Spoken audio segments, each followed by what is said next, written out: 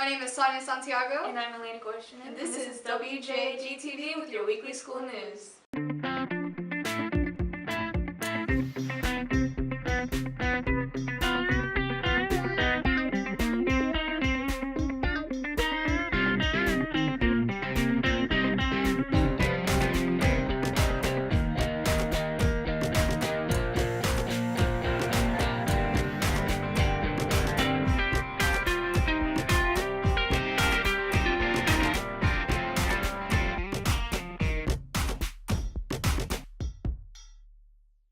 Club works to better the Athens and Cedar Shoals communities by doing community service opportunities such as Rivers Alive and cleaning up Cedar Shoals Drive once a month. On September 30th, the Interact Club worked with Rivers Alive to help clean trash and debris out of rivers, streams, and the streets of Athens. Max Zuniga and Catherine Wang met with members of Interact Club and other people who participated in Rivers Alive to learn more. Interact Club participated in the annual river cleanup called Rivers Alive. It was hosted in Sandy Creek's Nature Center. By the end of the cleanup, they collected 3.1 tons of recyclables and trash. Interact Club is just a club at Cedar that meets every other Wednesday after school. And basically what we do is a lot of volunteering. Sometimes we clean up on the street over here, just picking up any trash that we can. Rivers Alive, basically, we just went into the rivers or around the river banks in Athens and cleaned up any trash or any random objects that have been in there for a long time. Like there was a lot of tires, bikes, just random stuff that have gotten into the river. We gathered this year at the Sandy Creek Nature Center, and we got all of our tools, our instructions, and then we dispersed to our different sites. So this year we have over 20 sites, and each of the sites has about upwards of 20 to 30 people. Every year the tonnage of recycling, trash, and tires that we pull out of the rivers or from around the rivers, each year when we get that tonnage, it just makes you more inspired to get out there and clean more. The group we were with had an integration of high school and college students. This is because college students need the community service hours to be a part of clubs and organizations at UGA. For me, just like honestly, I feel so much better at the end of the day. The environment kind of means a lot to me, and just being out here and like seeing how much trash there actually is and like how much we need to clean up. Afterwards, it just feels really good to see like a clean environment. Even though you get really gross and like I have dirt in my shoe right now, I like the idea of cleaning up like the mess. I've always been interested in like helping the environment and doing stuff like that. I think that we don't respect our rivers enough in this country. We don't realize how important they are to the entire ecosystem and also even economic benefits. Like around here, rivers bring a lot of economic benefits because of recreation. People pay to go kayaking or, you know, pay more to live on a river. But if the rivers are full of trash and disrespected, then we lose that economic benefit and we lose all the ecological benefits of the river. It's eye-opening when you go out there and you see how much trash is in the rivers. It's really upsetting. Last year we had a little over 2.5 tons of trash. We had over 230 tires last year, so each year it sort of depends. Since we had Irma and we had a big storm this year, a lot of the debris has moved downstream, but what has left is a lot of tires and things that are bigger. This year we had over 450 people pre-register. I don't know the exact number right now because we haven't been able to tally everything, but that's probably one of our biggest years. I was really pleasantly surprised when I moved to Athens to see such a strong organization and so much interest in taking care of our rivers around here, because we have some beautiful rivers. For more information about Interact Club, they meet first and third Wednesday of every month. Little does the community know about the abundant amount of Black and minority businesses here in Athens. We spoke to local activists and entrepreneurs about their efforts to promote economic growth in the community. Athens Black Market and Athens Anti-Discrimination Movement held a semi-annual event at local bar Matt's Canada downtown Athens to promote entrepreneurship and minority businesses here in the Athens area. The president and co-founder revealed her motives for being active in the community. I am the president of Athens Anti-Discrimination Movement, one of the co-founders of Athens Anti-Discrimination Movement. Well, Athens Black Market was designed to help to stimulate Black entrepreneurship and to also create a more inclusive and diverse community in downtown Athens. So our overall goal is to eventually get more Black businesses in downtown Athens and to be a part of that, you know, the economic growth. What made you start doing this? I mean, my husband and I are entrepreneurs. So we live a good life being entrepreneurs, honestly. And I realized because I wasn't forced to have to work for somebody else, my life path has been a little bit different. I didn't have to deal with certain things. But what pushed us over the edge, that made us realize how serious the problem was when General Bogart, a bar, decided they wanted to create a drink called Niggerita.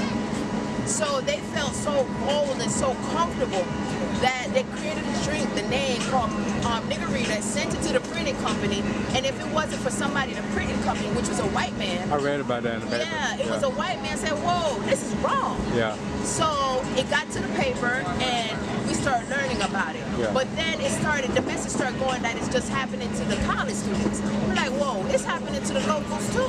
Yeah. So that's what made us really jump in and start advocating for like racial and social justice. In addition to Mocha's efforts, local activist Broderick Flanagan released a list of Black and minority-owned businesses here in the Athens area to help further promote economic growth. So, you know, here recently, like maybe a couple of years ago, when they started to put a lot of those, you know, police killings of unarmed Black men on, you know, social media and news outlets, it really kind of evoked a certain emotion for me, like anger, frustration. You know, why is this happening? So instead of like taking to the streets and protesting and pointing the finger at police officers, I kind of took a different approach to put my energy into, you know, focusing on, you know, building up Black businesses in the Black community. So from there, I kind of like started a business, a list of like businesses in Athens that were Black owned, and there were certain criteria to being on that list. And I, you know, wrote out a little blurb or a little memo and encouraged people to go out and support the businesses that were on the list that I created. A few of the dozens of businesses on this list were more than welcome to give their perspective of why entrepreneurship is so important. It's always good, word of mouth, you find out about all kinds of events. And it's good because more people, it's good to promote the fact that, you know, you can start a small business and there's plenty of opportunities out here to get out and find your clientele and create a product that people are already looking for. Well, I believe in economic empowerment, and I believe in investing in ourselves so that we can invest back into our community. And that's the only way we can really make any real differences is if we invest in ourselves. Once we do that, we can invest in our youth. We can create programs. We can create change. Well, for exposure. For instance, I'm not new to Athens, but I'm new to this kind of industry, you know, my own business, entrepreneurship. And there's a lot of people who seek out, you know, businesses like mine, like others that are here that just don't know about us. And so this is a way to expose us to other people, and just to, that brings us together, because I mean, I meet so many people when I come to events like this. Mocha, along with other fellow activists, used this event to discuss issues concerning entrepreneurship and minority businesses here in the Athens community. Yes, there's more educated Black people today than maybe years ago. But over the past 2 years, they have seen a serious decrease in income for Black and Latino families. Let's say a white person was at the 100-yard line. The Black person has always been at the 50-yard line. They shoot off the gun and the race begins. How can you catch up? That's 400 years, and it still continues and it builds. It's hard. So that's why he said, do not blame yourself. You never had a fear. Your mother, your grandmother, the people before that, we never had a fear, a fair shot. You know, I feel like entrepreneurship is important and something that may be lacking in the Black community for a couple of reasons. I guess to answer the first part of the question, I feel like entrepreneurship is important because it gives people an opportunity who don't fit into like the traditional sense of like, you know, going to work for somebody at a factory or at a corporate job even, or, you know, somebody who doesn't want to work a minimum wage job if that's what's available to them. The options outside of that scope or, you know, really starting their own business. And a lot of times in our community, young men may go the route that's less than legal, you know, start hustling and whatnot. But I mean, that's a business in its own right, in its own sense. For more information concerning the Athens Black Market or the Athens Anti-Discrimination Movement, please visit the WJAG.org.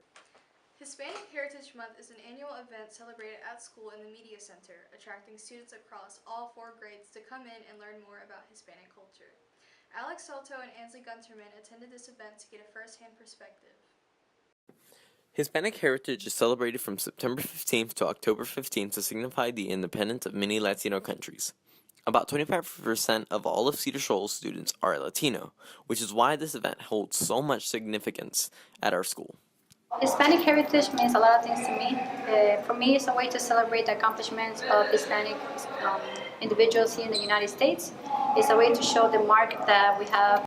Well, to me, it means how different cultures come together and they celebrate together and they enjoy their similarities and also their differences. I always tell my students that it is a special month for them to be celebrated, to feel valued, and for them to know that they make a presence and they make a significant impact in the United States.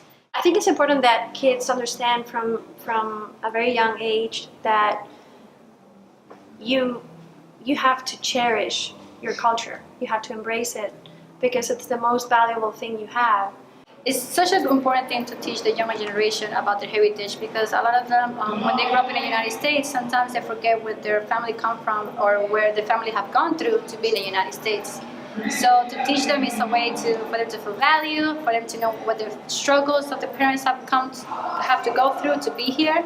So it's important for them to know their history. It's like being part of a big family.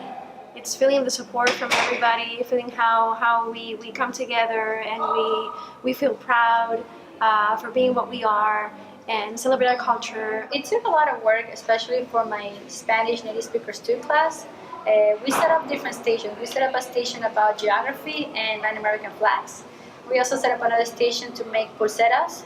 Pulseras are something that are very important in the Hispanic culture, because a lot of the indigenous people do them to raise money for their small towns. So we make a little pulsera so everybody can wear them around.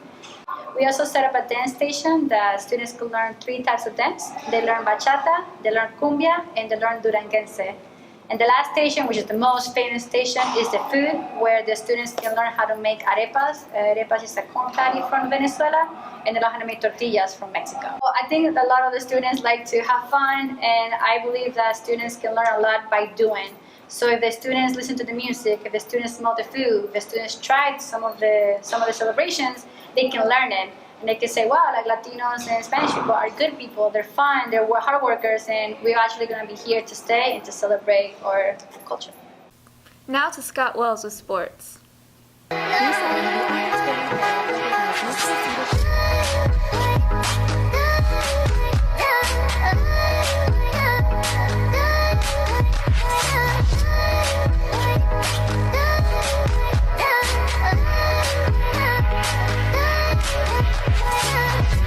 The Cedar Shoals varsity cross-country team had their meet against St. Donovan High School.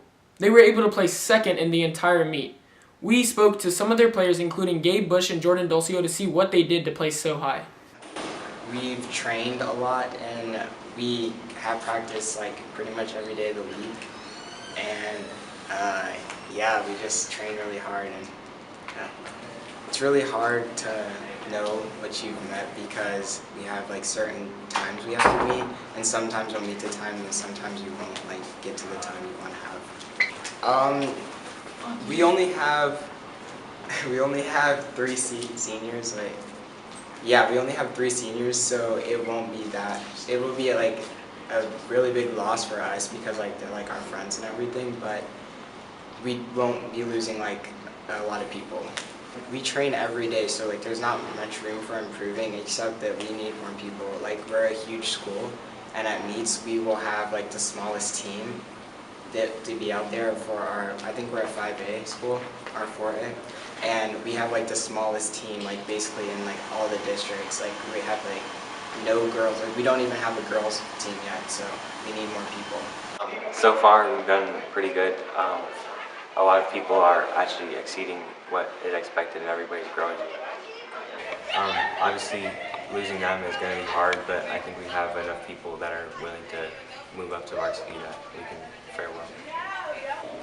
So far, I think we've had a lot of people moving up. Like we've had some freshmen from the JV doing really well.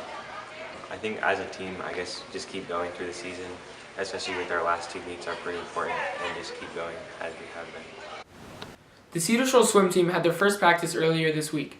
Robbie Redizak is a veteran swimmer on the team and gave us an idea of what they're expecting for the season. One of my personal expectations is that I hope to qualify for state.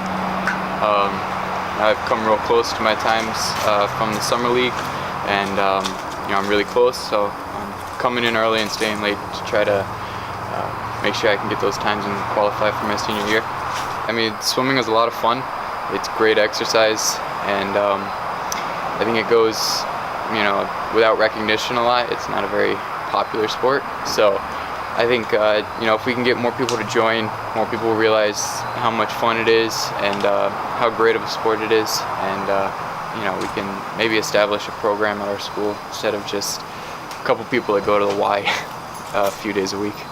So I expect the swimmers to all just try their best and get faster and do well at the swim meets, and hopefully some people will do well enough that they can go to the state championships. I'm looking forward to seeing the swimmers develop. I know that there are some people that are natural leaders. Like, I think I'm excited to see Robbie's leadership skills as the captain, and I'm excited to see the swimmers who are not used to swimming or who are just starting out. I'm excited to see how much they grow, and even the people who've been swimming since they're 4. I'm looking forward to see what they do. I would encourage people to join who are interested in learning something new, or who want to participate in a lifelong sport they can do from now until they're like 99. And people who are enthusiastic, who love the water, or who want to get to know the water better. That's who I would encourage to come out to the swim team. We are looking forward to a great year. Our first meet is November 3rd. We have an additional meet on November 4th. So we're hoping that everyone can come out and cheer on the kids. We'll be at the Ramsey Center on Friday night, November 3rd at 7 o'clock. We are looking forward. We have about 25 kids on the team right now. We have 8 middle schoolers and close to 14 high schoolers, and we are desperately in need of more girls. Yeah, we have a lot of returning swimmers. We're hoping this year we can get some kids to qualify to go to the state meet, which will be in the first week of February, and I believe it's in Macon this year. So we are looking forward to sending some kids to that and having just a great season, having a lot of fun. If anybody's interested in joining the Cedar Shoals swim team, they need to contact me through our email at aquajagswimteam@gmail.com, or they can contact me on my phone at 706-202-1894.